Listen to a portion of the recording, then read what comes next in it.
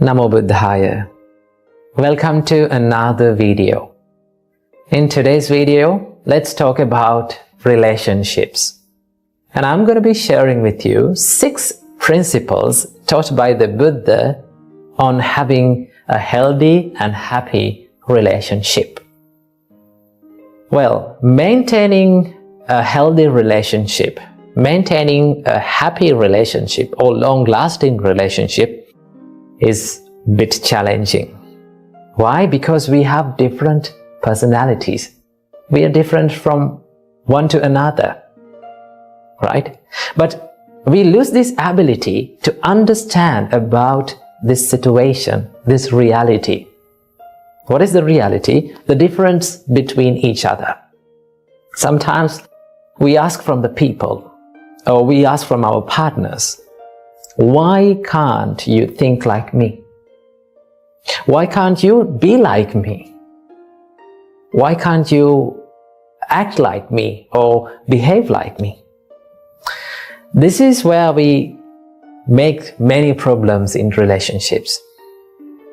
But if we can realize the difference between one another, or if we can realize this reality, what is that? We are different from each other. Then we can get the power of understanding. There's one important quality that we must practice in any kind of relationship, and that is the understanding. Right? Understand other situations. Understand why they are acting like that, why they are behaving like that. So, our great teacher Supreme Buddha taught there are 6 principles to practice. These are the practices, actually. If you practice these 6 principles in any kind of relationship, your relationship will be much more happy and healthy. Okay, so without any further ado, let's get into these principles, and I'm going to explain one by one in turn. First of all, the Buddha said, you need to practice these principles when that person, the person or our partner or our companion or the people who we are relating to, when that person with us or in front of us, and also in the times where that person is not with us. That means both privately and publicly we have to practice and maintain these principles in our life. And also, these principles was taught by the Buddha to monks actually, because as monks, we live as a community. Now in our monastery, we have more than 25 monks. So when you analyze their personalities, they all are different. They all have different ways of lifestyles. So when we are interacting, there may be some problems. There may be some crashes. But if you practice these qualities, if we practice these qualities, there will be less problems. There will be less disagreements. So that is why Buddha taught us these principles. So this was originally preached by the Buddha to the monks actually. And also, you can apply these principles to your life also. So let's get into the first principle. Buddha said, you need to treat your spiritual companions, regarding to monks actually. Buddha said, you need to treat your companions with physical kindness, bodily kindness. What do you mean by bodily kindness? There are certain things that we can do from our body in order to show our kindness or show our compassion towards that person. It may not be big things like spending money on big things and buying big things to the person. But also, there are many things that we can do. There are little things that we can do for that person to create happiness on that person's mind. And also we can give that, by doing these things, we can give that idea that we value your life. That I value your being with me. So Buddha said, do the acts of loving kindness from your body. Maybe like helping in his career, maybe like helping in his household activities. If you take an example, like in a husband and wife relationship, you can share the things that you are doing in the life. We can help each other. That is one way of showing love and kindness to that person. And also we can show in many ways our love and kindness to these people. When you act from your body with love and kindness, that creates the mutuality between people. So the first principle is to treat people with physical kindness.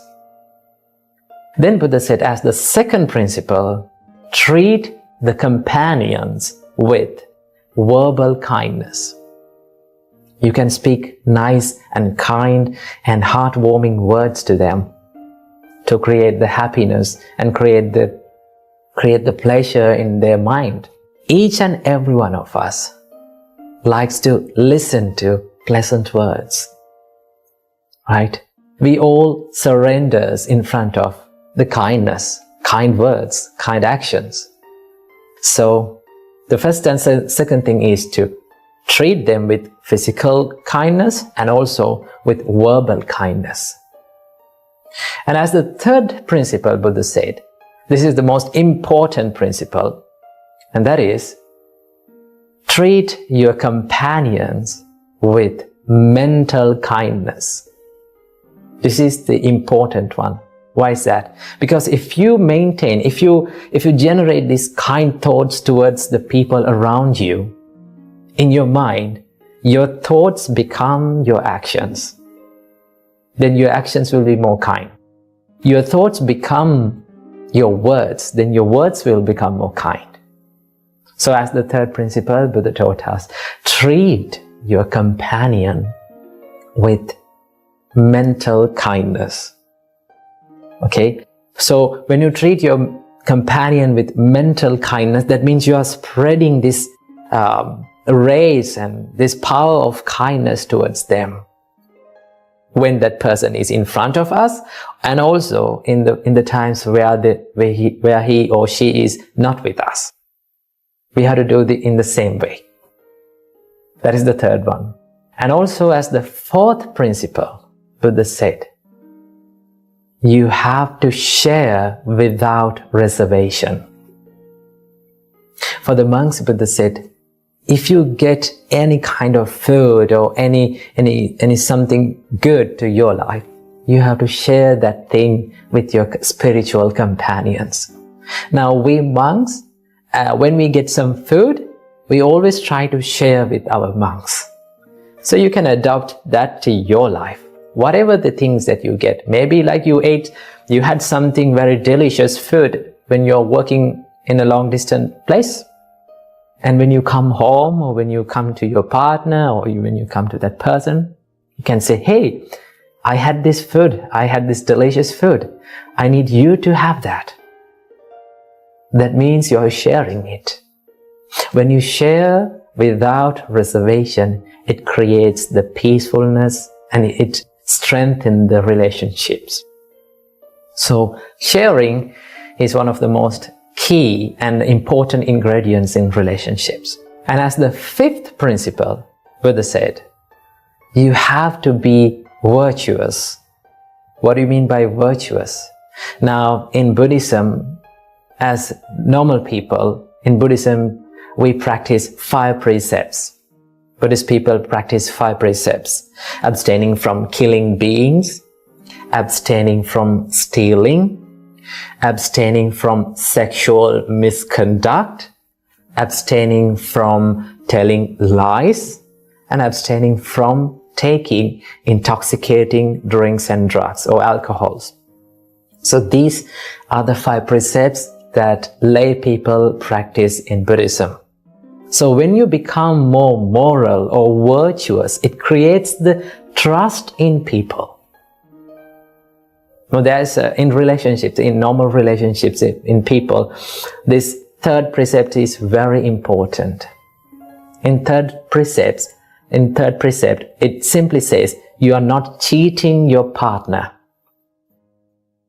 That means It creates the trust and loyalty between the partner and in the relationship. In any kind of relationship, trust is the foundation. Without trust, there is no use of a relationship. So when you become more virtuous, you will create the trust and loyalty in the relationship. And as the sixth and the final principle, Buddha taught us, you have to have a common view in any kind of relationship. That means, if you can, in a relationship, if both the people, or if everyone work for one dream, work to achieve one goal, that creates the peace in this relationship. Now, as monks, Buddha said you have to have one dream or one goal in your life. There's only one purpose of becoming a monk, and that is to end the sufferings of this long cycle of rebirth and to be enlightened. When all the monks get together and work for that dream, then that will be so much easy to live with them, right? When someone is deviating from that path, that creates the problem, right? So in relationships also, if every one of us can work for one dream or to achieve one goal, then that will be more easy and more happy. So these are the 6 principles that we must practice in any kind of relationship.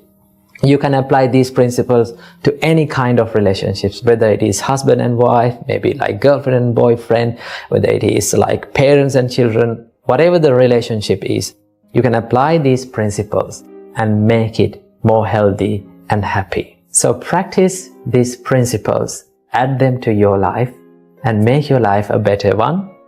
So I'm going to end this video with a nice quote that I've read. It says, all relationships go through bad times, but the real relationships get through bad times.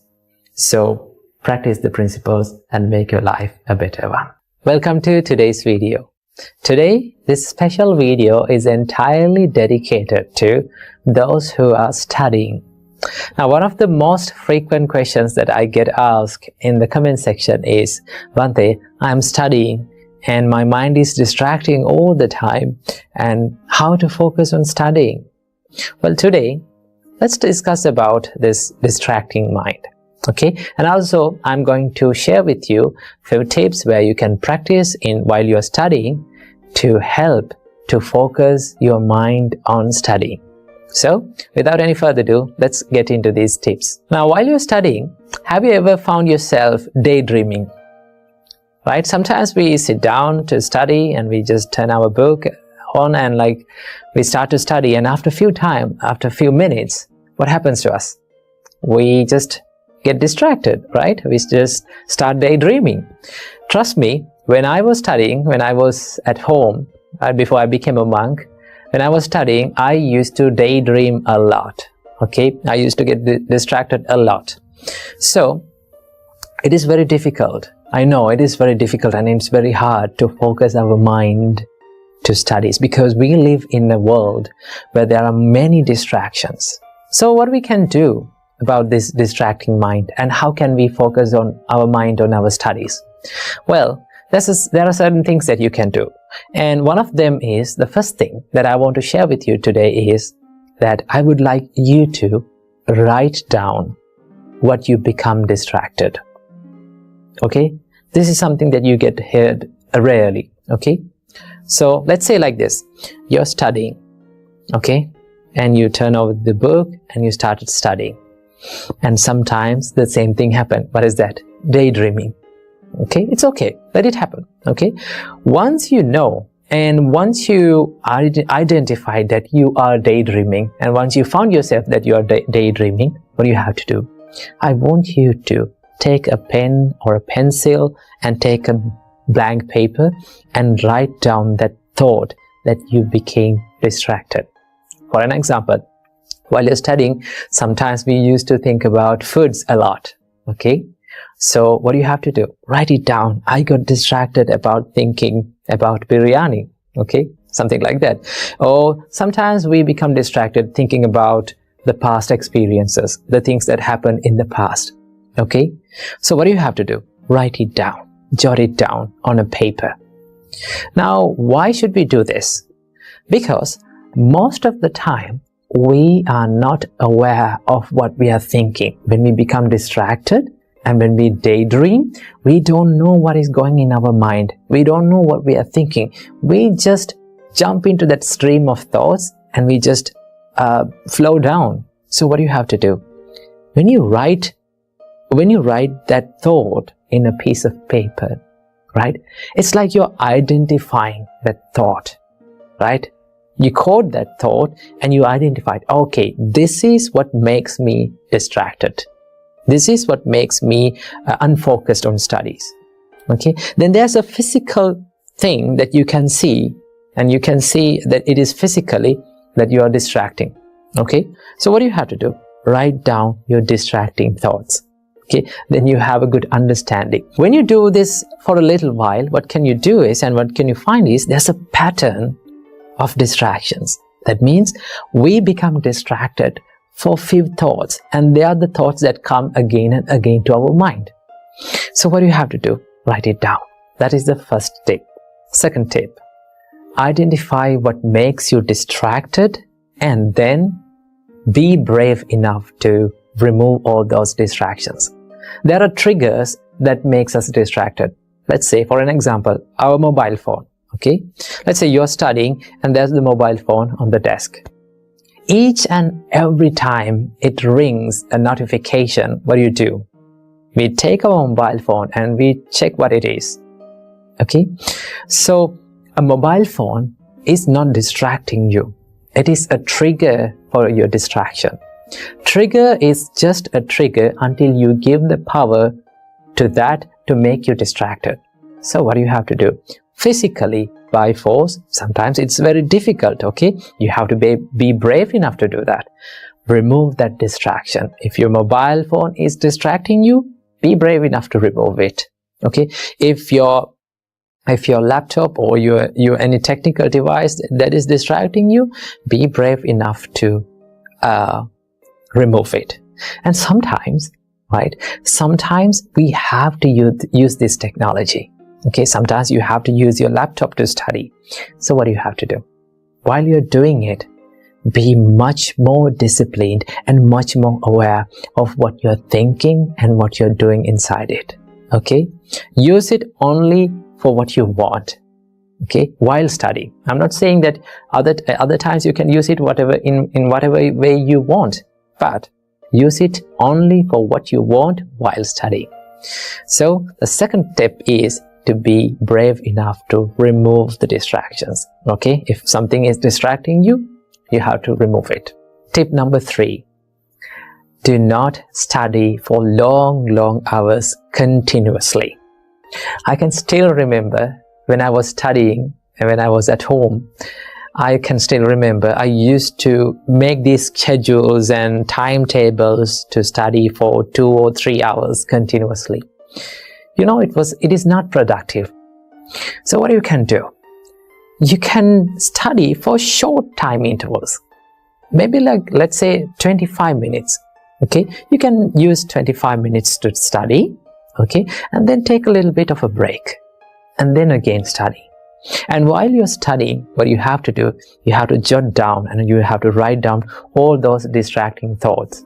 Okay, keep that in your mind. So do not study for long hours. Just take a break and refresh yourself and then come back again to studies. That is another thing that you can do. And here comes the final tip, the tip number 4. It is the most important thing and the most awesome thing is to practice a little bit of meditation before every study session. Okay, before every study session, let's say you studied for 25 minutes and you took an interval, then you came back to study. Now while you are taking that break, sometimes you do certain things to make your mind busy even more. So what we have to do, we have to just settle down and make our mind to focus. To do that, you can use a little bit of meditation before every study session. Just sit down on your chair and just close your eyes. And the easiest thing that you can do is to watch this flow of breath, in breath and out breath. When you practice this calming meditations like breathing meditation, that is one of the easiest meditations that you can do. When you focus your mind on this in breath and out breath, it helps you to become calm and settle down. Then your mind will get ready to study. Okay, so these are the few things and few easy things that you can do and practice while studying. Okay, so use these things and use these tips to study and make your studies a more productive one. Namo Buddhaya. Why most of the students feel sleepy while they are studying?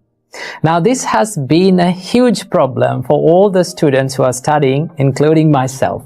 I still can remember when I was at school, I used to fall asleep right after I get a book to my hand. Do you have the same experience? I think yes.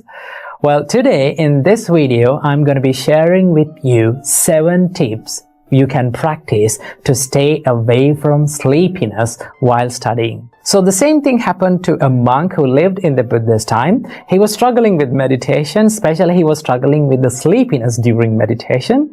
So the Buddha gave him these 7 advices and 7 tips to practice to stay away from the sleepiness during the meditation. But these tips can be applied to our studies as well.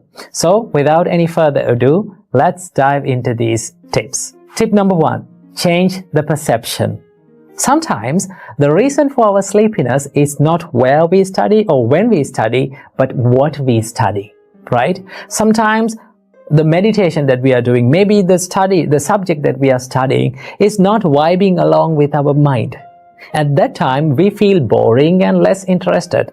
Once you feel boring, what is the normal reaction from your body? You feel sleepy, right? You feel the drowsiness within you. That is why the Buddha says, change the perception. Once you feel sleepy while studying or meditating, just change the perception. Change what you study for a little while. Let's say you're studying a subject and you feel boring, okay? You feel less interested. So what do you have to do? Change it to something that you feel interesting. Maybe a subject that you feel fun in studying. Maybe you enjoy that subject. Maybe it is your favorite subject. Maybe it is your favorite meditation, okay? Once you do that, what happens to you is you're doing something that is enjoyable and enthusiastic. You feel that enthusiasm within you. Then your body and your mind becomes active. Okay? Once your body and mind becomes active, what will happen? Your mind will open to new things. Okay? So when you spend a little while in that enthusiastic activity, maybe studying, maybe meditating, okay, then you can come back to the same thing that you've studied earlier and keep on studying, because